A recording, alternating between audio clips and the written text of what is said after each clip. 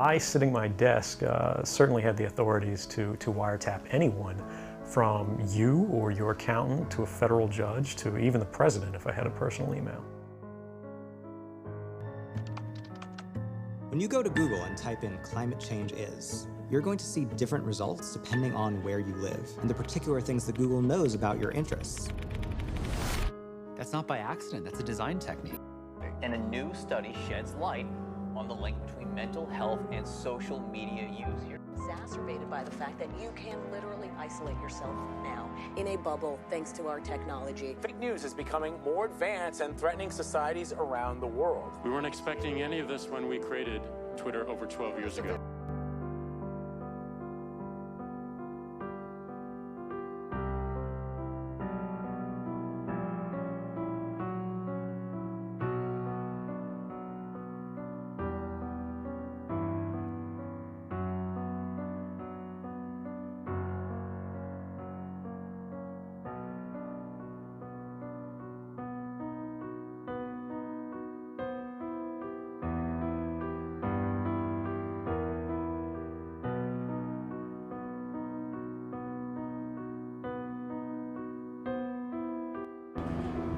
Some of the first computer networks began in 1950s and 60s.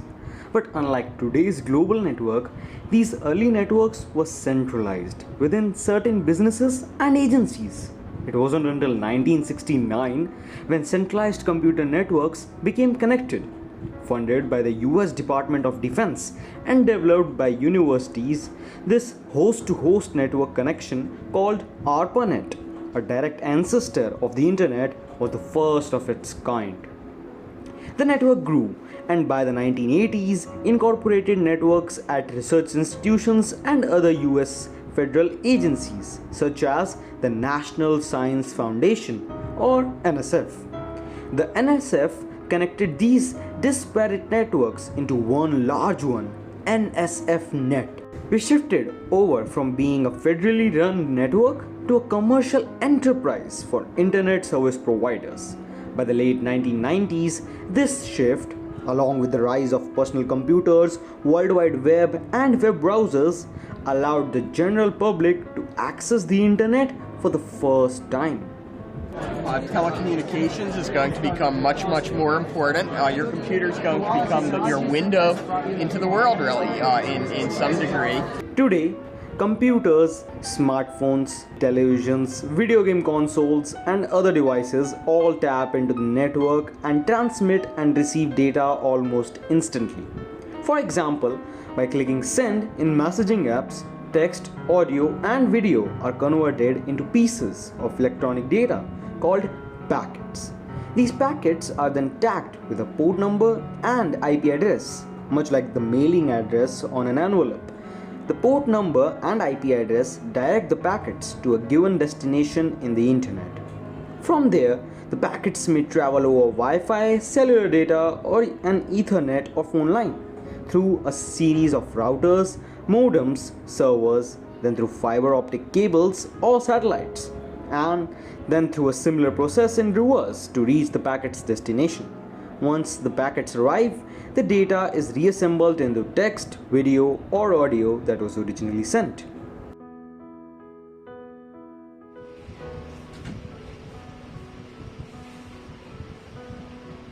These days it is quite impossible to imagine a world where internet never was. Today, a child sitting at one part of the world can communicate easily about anything to an expert in that field sitting at the opposite end of the world, anytime, all the time. The internet and these social networking sites have brought us humans more close to each other than ever before. And all these wonderful and amazing things were happening around the globe because of these miraculous platforms. But I guess we were quite unaware or ignorant towards the other side of the coin.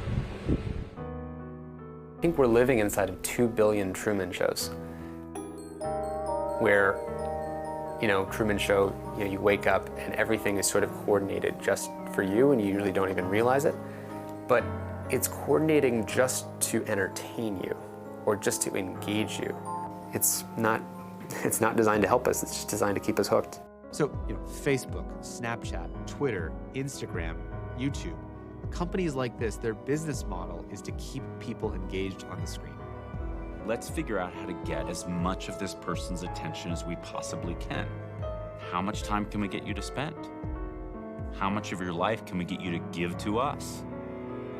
It's a little even trite to say now, but because we don't pay for the products that we use, advertisers pay for the products that we use. Advertisers are the customers. We're the thing being sold. The classic saying is, if you're not paying for the product, then you are the product. A lot of people think, oh, well, Google's just a search box, and Facebook's just a place to see what my friends are doing and see their photos. But what they don't realize is they're competing for your attention. Never before in history have 50 designers, 20 to 35-year-old white guys in California, made decisions that would have an impact on 2 billion people. 2 billion people will have thoughts that they didn't intend to have because a designer at Google said this is how notifications work on that screen that you wake up to in the morning. This shopping site just saved a cookie on a browser. That's it, a random string of letters and numbers which form a unique ID that helps the site remember you. The sites you visit do that too. That's what all the pop-ups are telling you about. Cookies actually make our online world possible, but they also allow those sites to follow you around the internet. That's because cookies enable companies to bench together and remember everything you do online.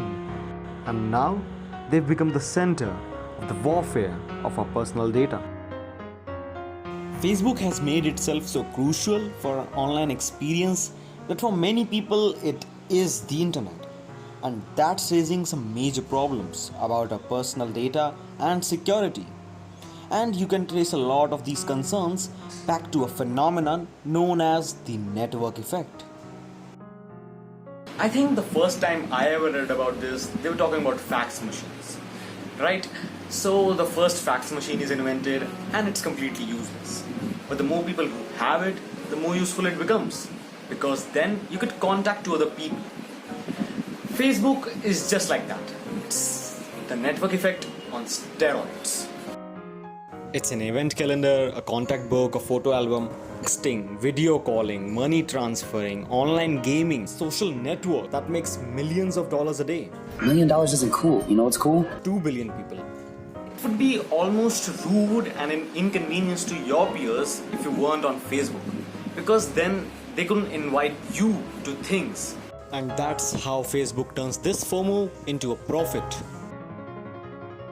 Who had seen an advertisement that has convinced you that your microphone is listening to your conversations?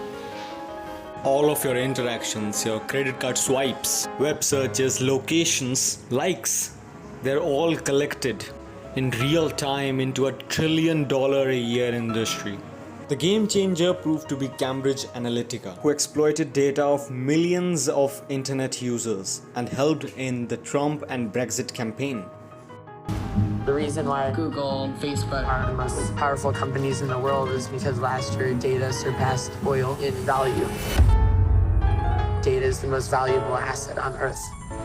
NSA and the intelligence community in general is focused on getting intelligence wherever it can, by any means possible, that it believes on the grounds of sort of a self-certification that they serve the national interest. And to do that, the NSA specifically targets the communications of everyone. It ingests them by default.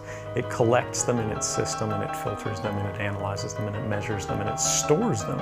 The internet has undergone a tremendous transformation, while also transforming the world that created it, connecting people and ideas like never before. It seems kind of crazy, right? It's like the fundamental way that this stuff is designed isn't going in a good direction. Like the entire thing. So it sounds crazy to say we need to change all that, but that's what we need to do. We have to.